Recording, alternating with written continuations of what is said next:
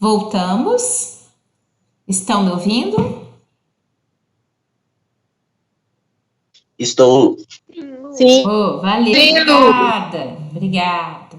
Só queria iniciar aqui, pedir desculpa a Lidilene. Você me mandou uma mensagem, Lidilene. Acho que foi em relação àquele momento até que você intercedeu por ela, Pedro. Mas é porque eu não vi, porque esse meu celular estava recarregando, estava ali no quarto recarregando, e eu não vi, tá? Mas eu acho que é em relação àquela sua dificuldade inicial para entrar na aula, tá? Então, é por isso que eu não te respondi, não falei nada, que realmente eu não vi. Bem, então vamos voltar aqui. Ok. Vamos voltar. Só para a gente recordar, a gente está nessa sessão inicial falando sobre os ácidos nucleicos, né? E alguns pontos os quais vocês já viram adiante, mas para a gente poder recordar da importância deles em relação ao que a gente vai ver aqui de futuro, né? E aí nós estávamos justamente falando, estávamos nesse slide, falando sobre as enzimas de restrição. Afinal de contas, como já até citei anteriormente em outros contextos, mas assim, as enzimas são estruturas proteicas, né, que aceleram processos, são absolutamente importantes e atuantes dentro do universo, dentro do nosso ambiente, né, de uma maneira geral, celular e também quando a gente tem a oportunidade de trabalhar dentro da biologia molecular, tá? Então, a partir do momento, eles utilizam dessas enzimas de restrição, que elas são observadas, por exemplo, igual vou citar daqui a pouco, uma que foi a primeira descoberta, uma enzima de restrição, né, que foi saída da Escherichia coli, né, então ela tem ali, ela produz essa enzima, que ela tem a capacidade de cortar, né, lembra que é isso que nós estávamos falando, até a própria imagem aqui é condizente em relação a isso, né, ela literalmente ajuda a cortar a fita dupla do DNA em porções, né? São porções aleatórias? A gente vai ver que não. As enzimas de restrição, né, elas atuam de uma maneira específica em determinadas localidades, baseando-se, obviamente, já que DNA é constituído pelo nucleotídeo, que tem um grupo fosfato, uma pentose e a base, e só para a gente recordar, né, eu acho que vale essa recordaçãozinha básica de que o que a gente tem aqui, né, unindo essas duas fitas, são as bases nitrogenadas, né, através daquele pareamento, adenina, timina, citosina com guanina, né? Então, essas enzimas de restrição, elas tem esse potencial, né, de fazer esse corte, essa quebra, né, fragmentando esse DNA em porções, mas em locais específicos, onde ela vem a identificar uma sequência tal de bases nitrogenadas. Daqui é o que eu vou mostrar para vocês já já. Bom, então, logicamente, essa obtenção, a poder trabalhar com essas enzimas de restrição, me permite ali em ambiente laboratorial, in vitro, né, literalmente trabalhar ali com material genético em frações, em locais mais específicos, tá bom? E aqui, né, até tinha comentado com vocês que ia aparecer adiante, mas é porque quando a gente coloca enzima de restrição, ela vem justamente isso, para chamar a atenção de todos nós qual que é, na verdade, a ação dela. Então, eles falam, entre aspas, né, que ela é uma verdadeira tesoura molecular por essa capacidade que ela tem de promover essas quebras, né? Em locais, como eu falei com vocês, bastante específicos. Não é absolutamente aleatório. Ela não vai fragmentar essa fita de DNA em porções aleatórias. Não. Ela consegue reconhecer determinada sequência, que aí é específica, né? De acordo com a enzima de restrição. Então, ela vai identificar e uma vez identificando, ela promove essa quebra. Tá bom?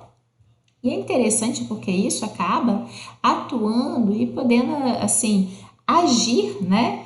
A gente vai ver adiante, inclusive com várias especificações, com várias aplicações e que são utilizadas muitas das vezes aí para que a gente possa entender melhor uma determinada doença, por exemplo.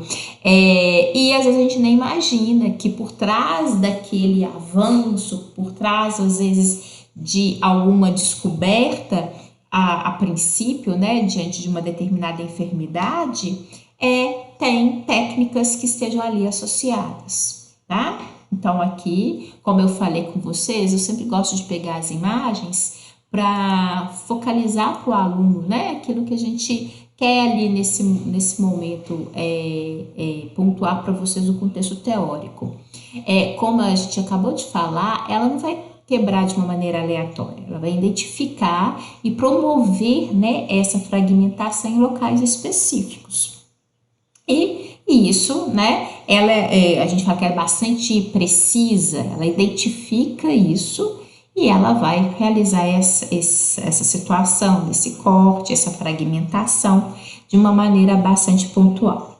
Vocês vão ver que isso é interessante porque ela reconhece sempre que tiver naquela longa fita de DNA aquela sequência, ela vai identificar e ela vai promover a quebra.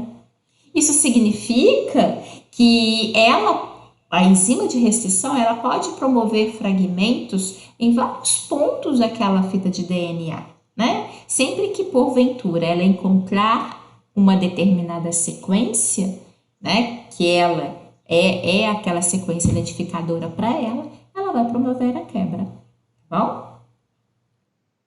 Olhem aqui, mais uma vez, né? Olhem como que a gente tem aqui para a gente poder entender. Aqui, como eu falei com vocês, as enzimas de restrição, elas são produzidas, inclusive, né?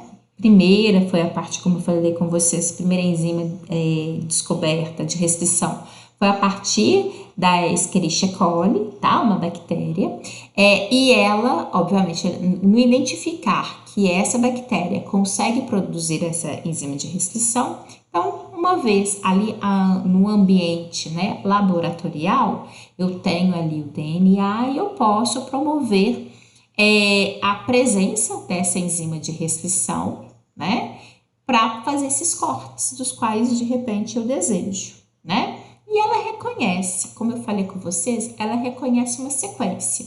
Essa sequência é aquela sequência de letrinhas, que é o conjunto de 4 até 6 bases nitrogenadas, tá? Então, foi justamente isso que eu pontuo para vocês. Então, ela literalmente, ela vai identificar aquela sequência, ela tem capacidade de identificação e promover aquela quebra. Mas eu já chamo, até aqui, a gente até fala, preparem vocês que ela vai identificar direitinho o ponto de corte, né, que é o sítio, ela identifica e vai promover ali a quebra.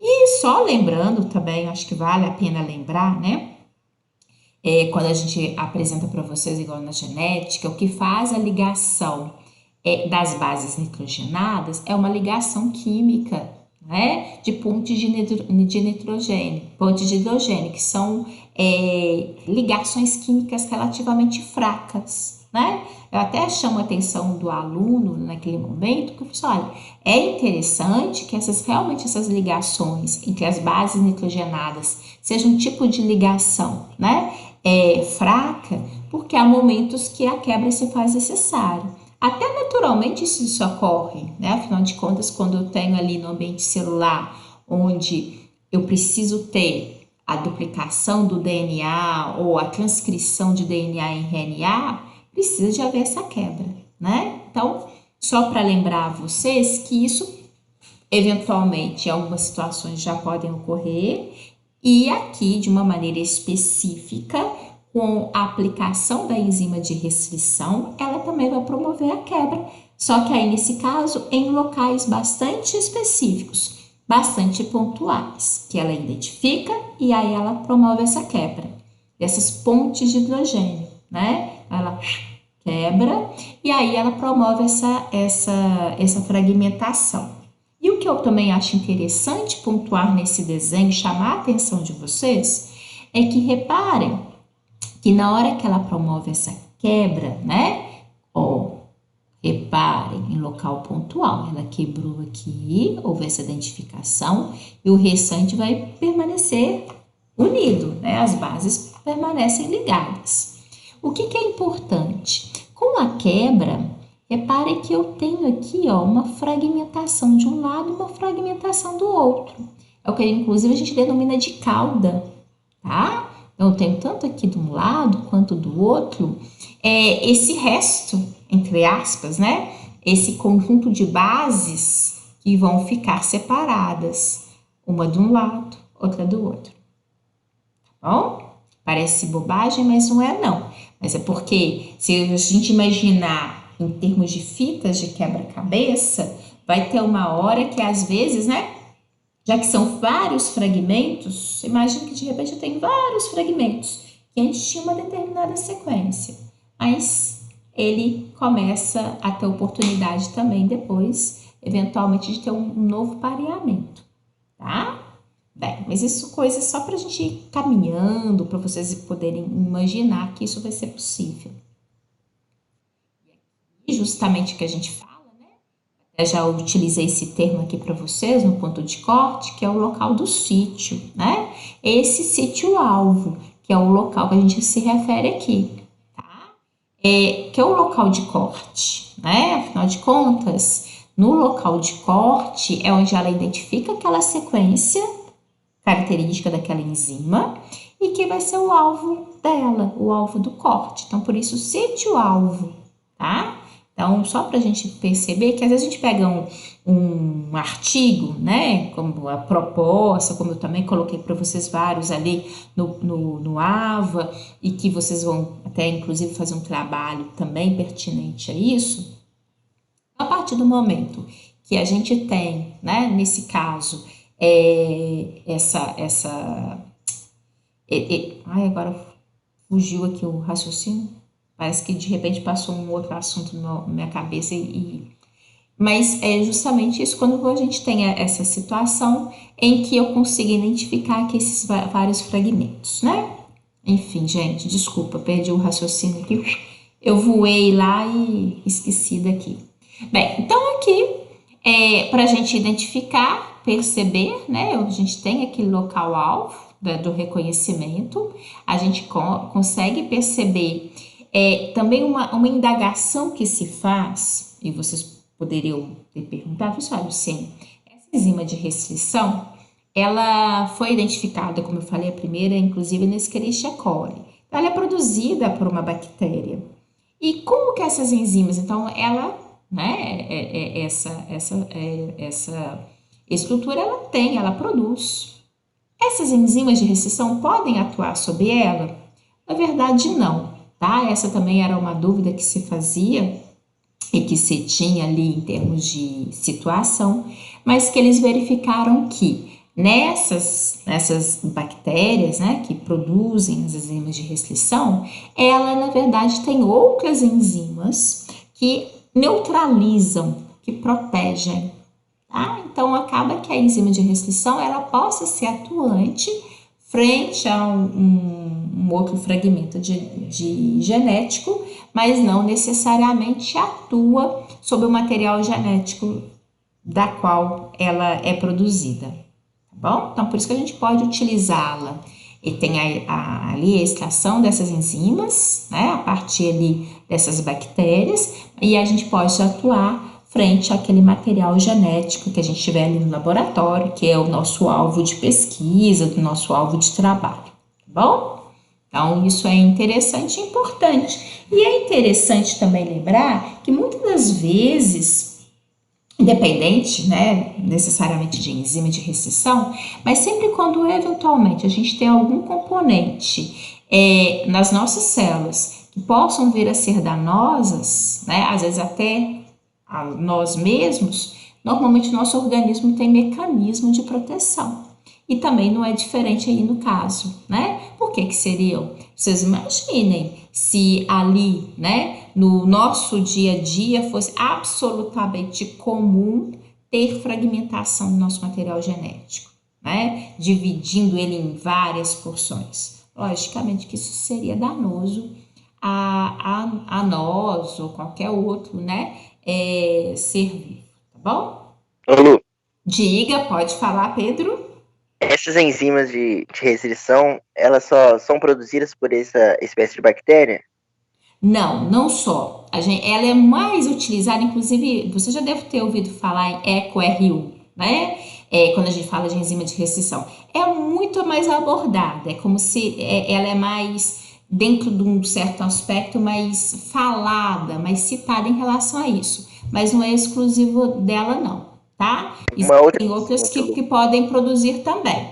Mas ela é indiscutível uma das mais citadas de uma maneira geral quando a gente fala das enzimas de restrição, tá? Eu até, se não Ah, me engano, deixa eu pôr aqui, não tá nem longe, tá? Olha só, para você ver. Existe até uma padronização, né? A gente fala-se muito dela, porque uma disso, porque ela foi a primeira, né? Então acaba que ela é mais amplamente utilizada, tá? E realmente utiliza-se dela nas nossas falas, mas não é a única.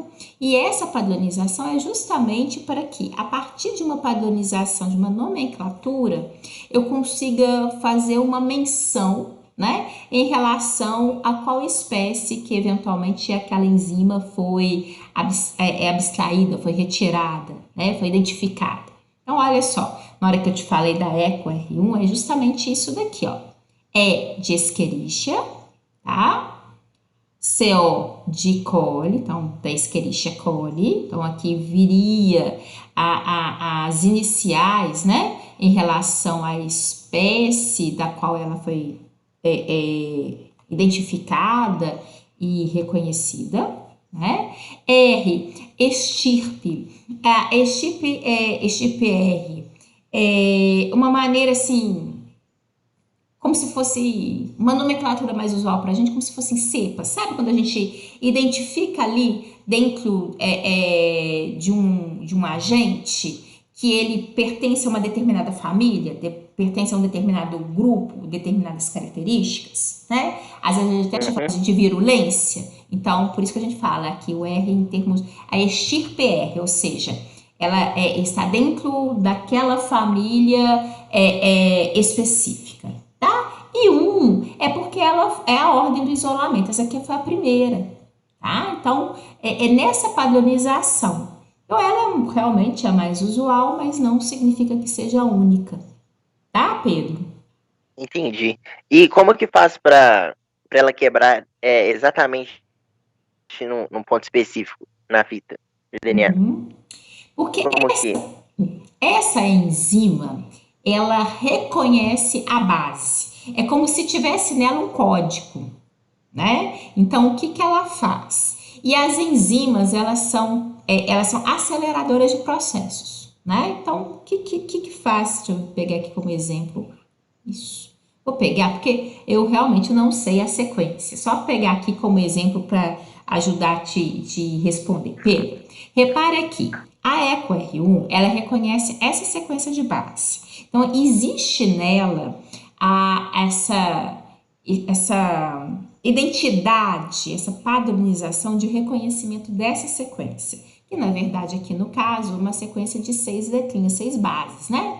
Lembra que eu falei com vocês que as enzimas elas possam reconhecer de 4 até 6 bases. Aqui ela particularmente reconhece 6 nessa sequência: guanina, adenina, adenina, timina, timina e citosina. Então, primeiro, ela consegue identificar, e é aquilo que eu falei, já que a gente precisa de lembrar, por isso que é muito importante, a fita de DNA é uma fita absolutamente longa, né? Daquilo que a gente vê lá. Então, lembram? São várias sequências. Então, a partir do momento que existe ali, né, uma estrutura, uma fita de DNA, existem várias áreas que eventualmente vão coincidir de eu ter essa identidade, essa sequência que ela acaba se repetindo. Então, se a gente utilizar uma determinada enzima de restrição, aqui no caso da EcoR1, que reconhece essa sequência e ali em ambiente in vitro, né? Por ela em exposição, literalmente, com essa fita de DNA, ela vai promover, liberando substância que vai fazer com que haja quebra, né, da base, né, as bases, das bases, aquela ligação de pontes de hidrogênio que eu mencionei anteriormente. Então, ela literalmente atua promovendo ali naquela ligação química o desprendimento. Então, e de uma maneira específica, ou seja, por que é tão importante citar isso? Porque caso contrário, ela poderia expor absolutamente toda a fita de DNA, fragmentá-la e quebrá-la toda. É o que não acontece isso. Então, ela primeiro precisa de identificar, e ela tem isso, porque ela é como. Por isso que foi uma situação que não foi uma situação aí, no caso, uma situação provocada. Elas não são produzidas, elas foram identificadas com essa capacidade. Elas apresentam essa capacidade de reconhecimento dessas bases e, uma vez atuando, liberação de substância que faz a quebra dessas pontes de hidrogênio, tá? E aí, sucessivamente, da mesma forma, inclusive, nessa sequência, tanto no sentido, né, que a gente fala o sentido da vida, de 5 linhas para 3 linhas, mas o sentido contrário também. Por quê?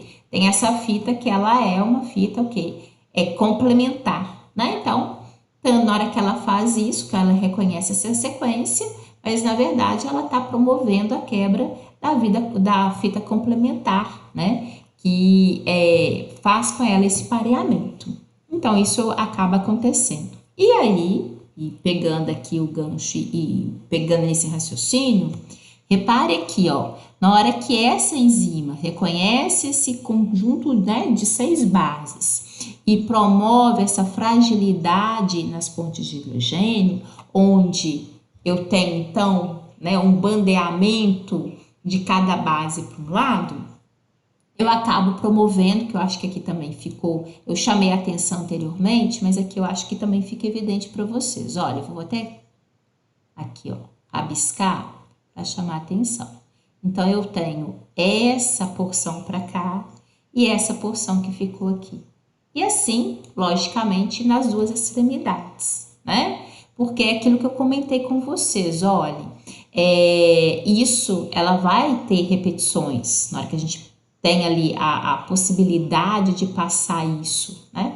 De uma maneira geral, na fita de DNA, a gente tem essa capacidade de fazer essa quebra em todos os pontos que, porventura, tiver essa mesma sequência. Se vocês perceberem, a sequência que eu tenho aqui também, ó. GAATTC, GAATTC. E assim sucessivamente, em quantos pontos assim tiver, tá? E aí, literalmente, eu consigo. Agora, você fala o seguinte, de repente, eu possa, a âmbito, uma vez, aí a gente vai mais para essa aplicabilidade. Bem, isso daqui foi identificado, né? Inclusive, o que a gente colocou aqui, através dessa Eco R1, que foi a primeira que foi identificada, foi isolada, né? Ali extraída da Escherichia coli. Bem, a partir do momento que eu tenho essa enzima, que tem essa capacidade de corte determinado, de repente, tendo esse conhecimento, aí que é muito importante, aí que entra toda aquela fala, inclusive, que a gente tinha no início. A partir do momento que, de repente, eu consigo entender, de conhecimento, né? O código, né? Genético, a partir do momento que eu consiga entender e saber como que nós temos ali os nossos genes que são relacionados a determinadas características da nossa estrutura corporal, isso associado a determinadas situações ou até mesmo a determinadas doenças, eu começo às vezes a poder isolar de uma maneira mais específica, utilizando dessa quebra, né? Eu vou quebrando e fragmentando e eu posso de repente identificar e extrair uma região, né? Ali, um gene alvo. Porque eu vou utilizar entre aspas, essa tesoura. Eu consigo fragmentar aquela fita de DNA em pequenas porções. E dentro dessas porções, se eu consigo, né? Imagina, eu vou dar um exemplo aqui bem grosseiro. Imagina, eu tenho um quebra-cabeça de 20 peças aqui, nem que seja de 1000 peças, mas de repente eu conheço aquele quebra-cabeça, né? Eu sei do que eu estou tratando, então de repente eu sei que se eu identificar naquele quebra-cabeça de 1000 peças, todas as peças amarelas, que é o meu alvo, de repente eu consigo ali pensar o que é meu de interesse.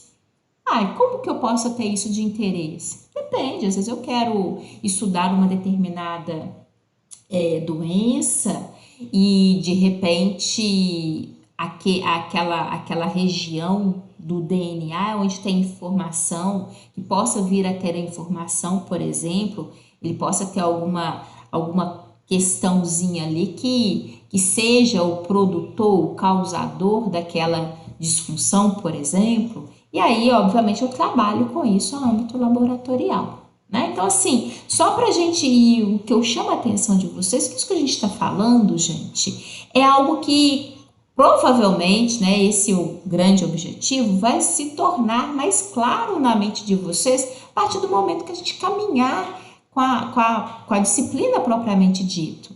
Né? Porque aqui a gente está apresentando os conceitos, que vários deles, inclusive, vocês já ouviram falar anteriormente, mas depois a gente vai colocar a aplicabilidade disso e se fazer melhor entender do que a gente está pontuando aqui, tá? Que é aquilo que a gente falou. Tem muita coisa aí que inclusive faz parte do nosso dia a dia, que hoje em dia nenhum mais bicho de 7 cabeças, e que tem essas práticas, né? Teve o uso dessas técnicas que às vezes a gente não é muito familiarizado com ele, mas que no âmbito laboratorial já é prática e eu tenho um resultado final ali no meu dia a dia. Tá? E como eu já falei com vocês, né? E aí aquilo que eu falei, chamei a atenção e reafirmo aqui com vocês, ó. Né? Aqui, ó. Reconhece apenas a sequência de bases conhecida. Né? Então, aqui nesse caso específico, apenas essa sequência. Isso é fundamental porque então eu consigo preservar o restante. E é na preservação do restante onde está esse nosso raciocínio.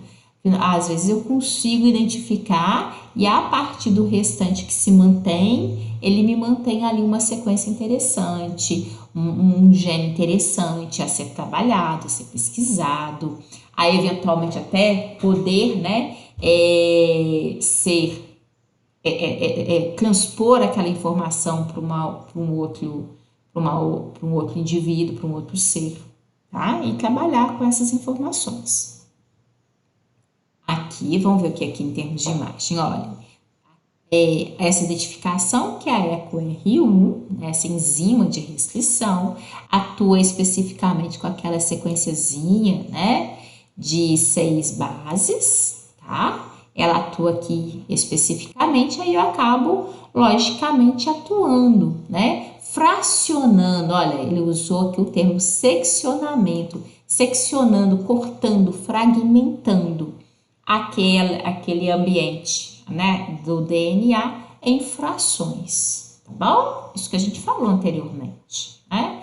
E aí também chama a atenção de vocês, até mesmo para essa nomenclatura, que a gente fala clivagem, né? Quer dizer um corte, porque a gente tende, né, sempre a destacar a vocês uma linguagem que eventualmente seja mais didática, mas ao mesmo tempo sempre lembrar, afinal de contas a gente tem essa linguagem, também não é, inclusive a gente já empregou e utiliza esse termo até em outras disciplinas, mas de qualquer forma para enfatizar, né, porque é o termo que normalmente a gente mais vai encontrar ali nos artigos científicos. Então, para a gente ter sempre essa associação, tá bom? E aí, literalmente, aquilo que a gente comentei com vocês. A partir do momento que o DNA vai ser clivado, né? Eu terei vários fragmentos. Esses vários fragmentos, inclusive, vão ter suas especificidades. Inclusive, né? De tamanhos diferenciados. Porque não é cíclico, né? Essa sequência, por exemplo, dessas 6 bases, elas não aparecem com uma determinada frequência, né? Podem acontecer de uma maneira mais aleatória, de uma maneira que não é rítmico, né? Então, assim, a cada 10, a próxima é aquela sequência. Não é assim. Então, por isso que eu tenho de diferentes fragmentos, diferentes tamanhos, tá? Diferentes fragmentos em relação não só ao tamanho, quanto também ao que se manteve ali intacto, né? Deixa eu pegar aqui que essa imagem é mais específica para vocês. Olha, aqui mostra do que manteve-se intacto, né? Então, daqui adiante eu tenho uma parcela intacta, que é uma sequência de letrinha, aquele pareamento, que obviamente é específico nesse fragmento desse, né? Inclusive aqui tá justamente isso. Se vocês observarem, eu tenho aqui um TA, GC, né? Eu tenho AA, AT, C, CG e assim vai. Aqui, também gosto muito, eu sempre coloco aqui para vocês, justamente para vocês identificarem, né?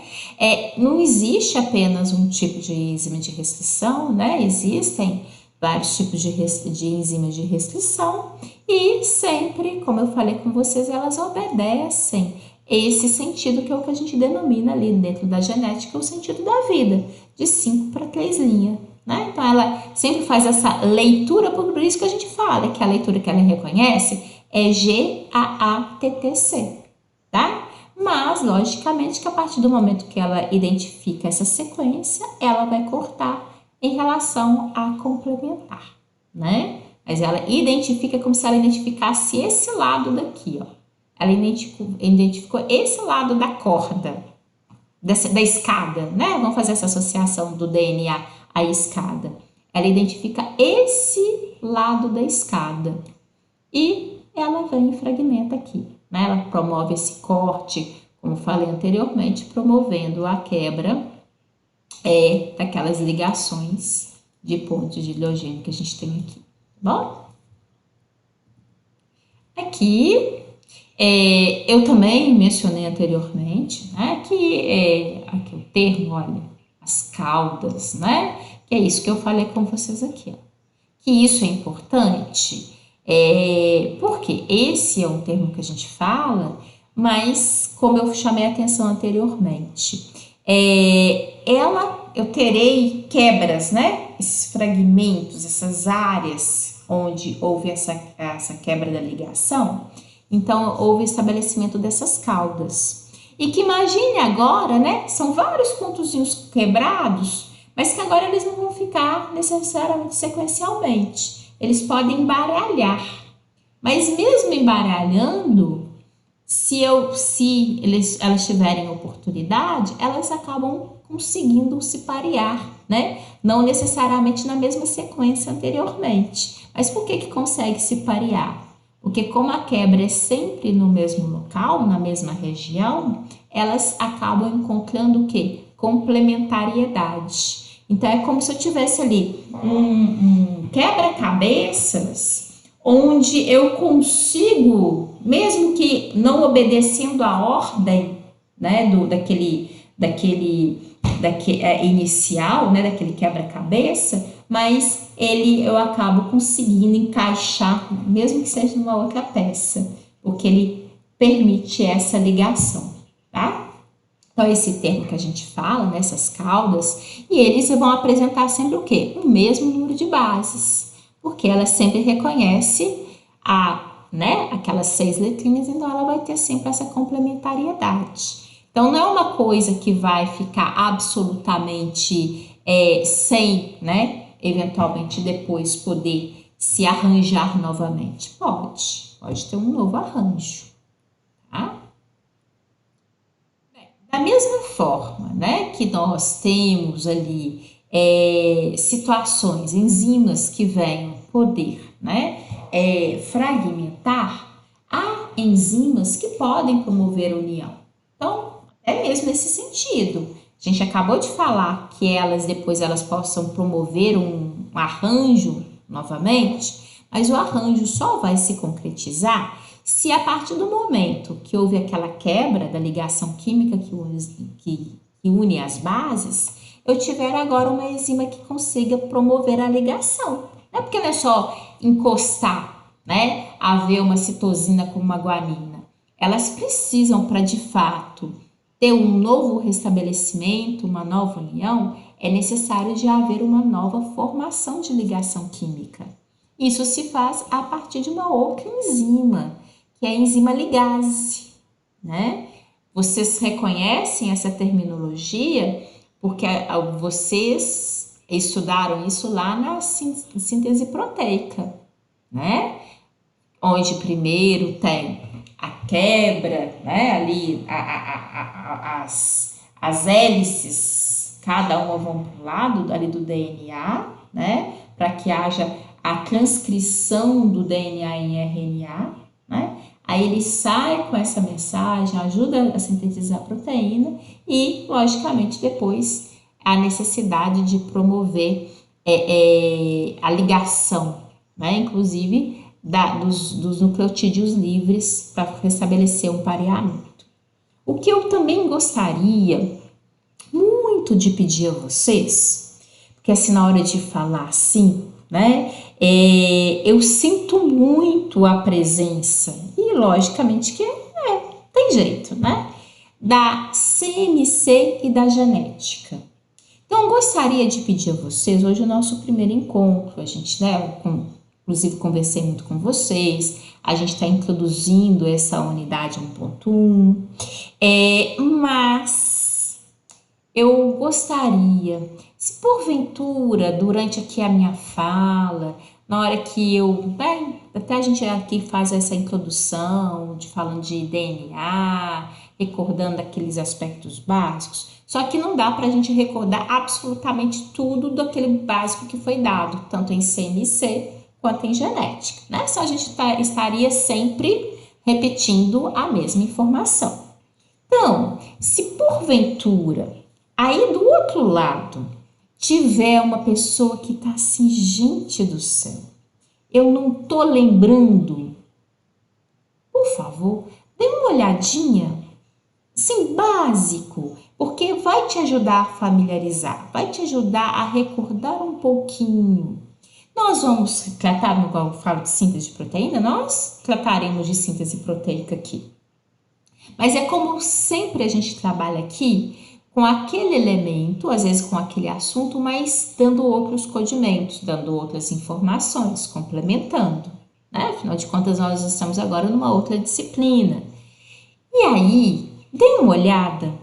Eu fico muito preocupada, né, em relação a isso. Será que vocês realmente estão lembrando disso? Né? Que foi aquela base lá atrás. Então, se não, dê uma olhadinha. E se porventura também, se o CN tem dado uma situação específica, alguma coisa assim, só para vocês podem me falar, que de repente eu faço um parênteses breve aqui, né? E mostro para vocês, tá bom?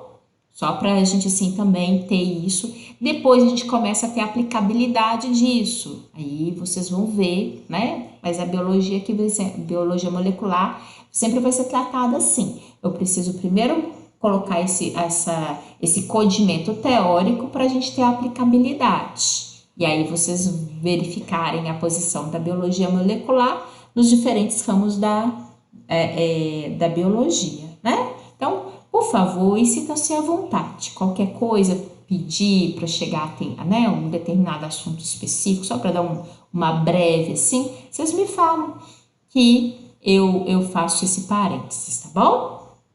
Mas com essa observação. Aí do outro lado, não deixa de dar uma olhadinha também, não, tá? Porque isso é importante pra gente aqui. Para na hora que eu falar, você conseguir lembrar pelo menos um pouquinho de realmente do que é isso e você ver que faz sentido, tá bom? Igual estava aqui falando com vocês, essa DNA ligase, né? Chamando a atenção justamente isso. É aquilo que, inclusive, às vezes eu até gosto de brincar isso com o meu aluno quando a gente está vendo essa parte, né? Eu falo assim, não adianta só um chegar perto do outro, né? Uma base, a adenina chegar próximo da timina, elas são complementares? São complementares. Mas para ter a união, não é só chegar perto, né? Vou fazer uma comparação absolutamente grosseira. Não é só porque você está ficando que você está namorando, né? Não é necessário de falar assim, ó, nós estamos namorando, tá? Não precisa daquela coisa formal, né? Teoricamente ali, para realmente que tenha aquele estabelecimento. Porque tem hora que a gente fala assim, e aí, tá namorando? Ah, não sei. Não sabe por quê? Não adianta só chegar próximo. Tem que, de alguma forma, restabelecer aquela união. Bem, é grosseiro? É, mas por que eu quero para jogar isso para que a gente está falando agora? Não adianta só uma base que seja complementar à outra, só aproximar, né? Não é só a citosina chegar perto da guanina. Para que realmente aqui essa união se faça, é necessariamente que haja a ligação através de ponte de hidrogênio.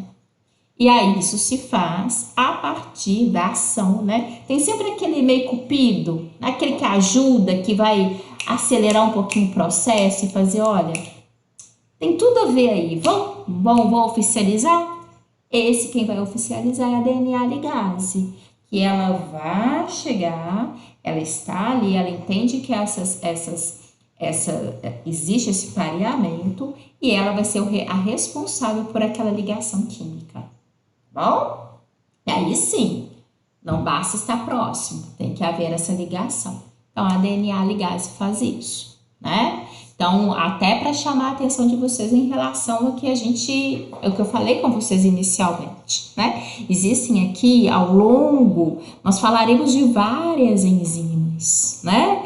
Não só nesse primeiro momento, como a gente está aqui agora, mas em outros momentos também. Enzimas que são estruturas proteicas, que têm aquele papel de agilizar processos, que elas ajudam metabolicamente algo a acontecer, né? E inclusive poupando energia. Então, elas são importantes, a DNA ligase entra com esse papel. Tá? E existe dentro desse cenário uma palavrinha que é a clonagem. Hoje, inclusive, ali no videozinho que eu mostrei para vocês, da professora Maiana Zatz, né? Geneticista, extremamente conhecida quando a gente fala sobre esse assunto, mas não existe só uma clonagem, por exemplo, a clonagem da ovelha Dolly, né? Existe? Logicamente existe, mas existe também outros tipos de clonagem, mais simples, eventualmente, né?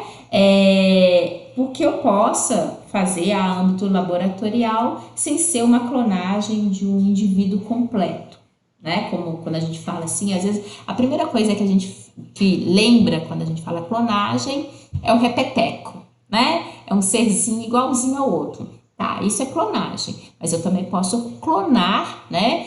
Um gene específico. Ah, eu estou estudando um Alzheimer. Acho que ele esteja associado, né, a uma alteração em determinado gene.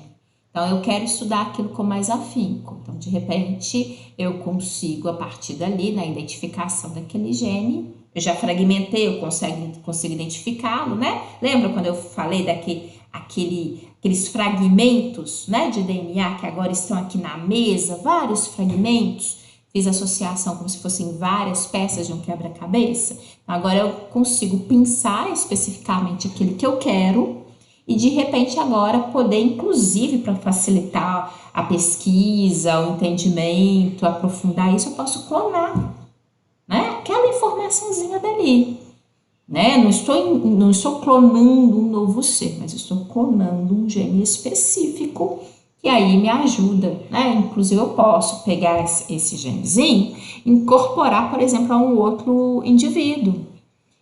Posso incorporar, por exemplo, um determinado gene que a gente identifica que possa ser o responsável por uma determinada patologia e incorporar, por exemplo, um animal de laboratório. E ali tentar, né, fazer a identificação, o acompanhamento do que acontece com ele, né, uma vez, às vezes até mesmo portador daquela alteração, tá? Então, Então, só para a gente entender isso. Isso é importante, né? Então, tem aquele local e eu posso fazer isso. E tem essa possibilidade de clonagem, que é uma linguagem, né?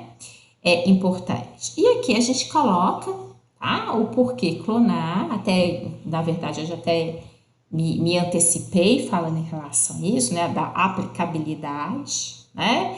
É muito possível fazer essa clonagem? Como possível essa clonagem? Olha, eu já retirei o fragmento, de repente, de um gene que eu tenho interesse, né? Eu posso inoculá-lo, ou no animal de laboratório, ou um que é muito comum em situação em que a gente clona aqui dentro de um vetor, né? Então, a partir do momento que eu coloco aquela informação dali, eu possa promover a clonagem, né, deste vetor e, consequentemente, do gene. Só para vocês verem aqui no desenho esquemático, inicialmente eu tinha apenas um e de repente eu tenho a clonagem, não só de 5 vetores, né, como, por exemplo, também de 5 informações daquele gene que era meu de interesse.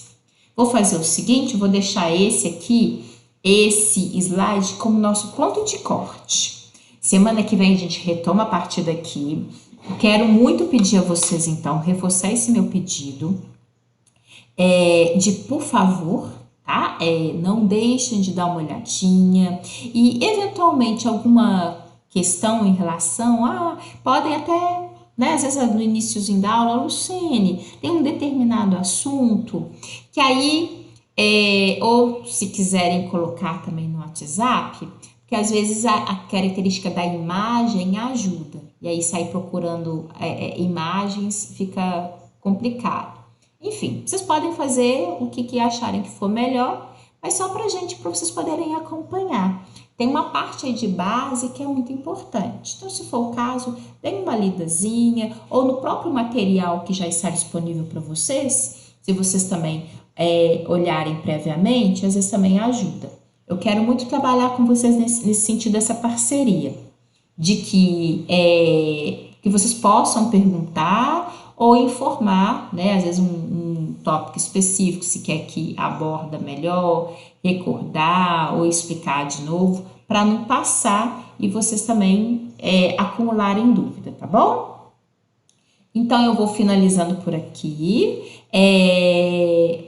Quem puder, né? Quem puder fazer beleza, que a gente não, vocês não ligaram a câmera de início, né? Quem puder ligar a câmera aí, só para eu poder ver vocês um pouquinho. A Luana vai, que coisa boa! Quanto tempo! Tá joia, Lu?